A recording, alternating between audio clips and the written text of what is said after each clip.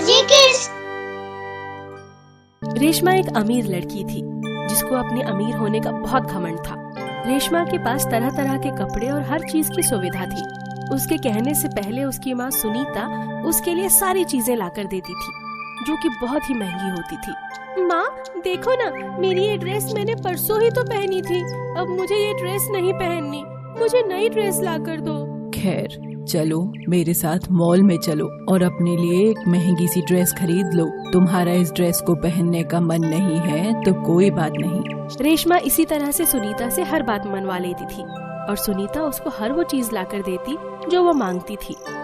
उनके घर में एक शिवानी नाम की औरत काम करती थी। उसकी बेटी का नाम था ऋतु।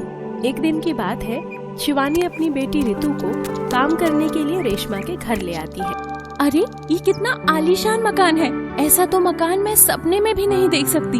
यहाँ की हर चीज कितनी बहुमूल्य है और हर चीज कितनी चमक रही है। बहुत महंगी महंगी चीजें हैं इस घर में तो। क्या हुआ बेटा, इतनी आंखें फाड़ फाड़ कर क्या देख रही है? माँ देखो कितनी महंगी महंगी और अच्छी चीजें हैं यहाँ पर। हाँ बेटा, पर ये बहुत कीमती है, इनको हाथ मत लगाना। अगर कोई भी चीज टूट गई तो मुझे इसकी कीमत भरनी होगी। ठीक है माँ।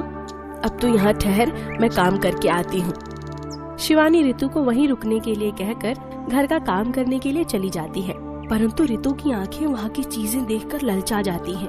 वो जैसे ही ऊपर रखे हुए फूलदान पर अपना हाथ रखने जाती है, इतने में रेशमा वहाँ आ जाती है। कौन हो तुम और तुम्हारी हिम्मत कैसे हुई इस फूलदान को हाथ लगाने की?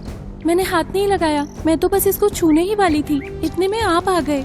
तेरे गंदे हाथों से मेरा कीमती फूलदान गंदा हो जाता, चल हट यहाँ से। रेशमा ऋतु को डांट देती है, जिसका शोर सुनकर शिवानी वहाँ आ जाती है। जब उसको सारी बातों का पता चलता है तो वो ऋतु को किसी भी चीज को हाथ ना लगाने की हिदायत देती है। अगले दिन नए साल की पार्टी होती है, जिसकी वजह से घर बहुत सुंदर सजा हुआ था। ये देखकर ऋतु शिवानी से कहती है, माँ कितना सुंदर घर सजा हुआ है, मुझे भी नए साल की पार्टी बनानी है।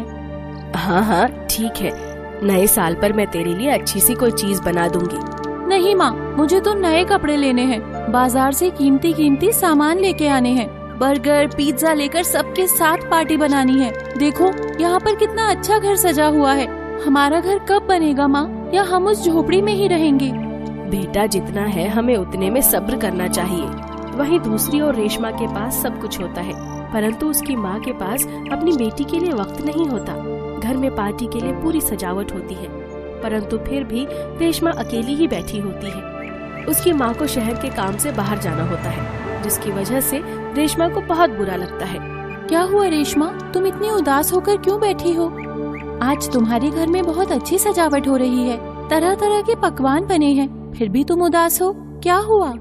मैं उदास हूँ या खुश हूँ इससे तुम्हें क्या, जाकर अपना काम करो। बेबी साहब क्या हुआ, आप इतने उदास क्यों बैठे हो, मुझे तो बताओ। शिवानी आज नए साल की पार्टी है और न मम्मी के पास मेरे लिए टाइम है न पापा के पास। मैं अकेली ही सारे त्योहार मनाती हूँ।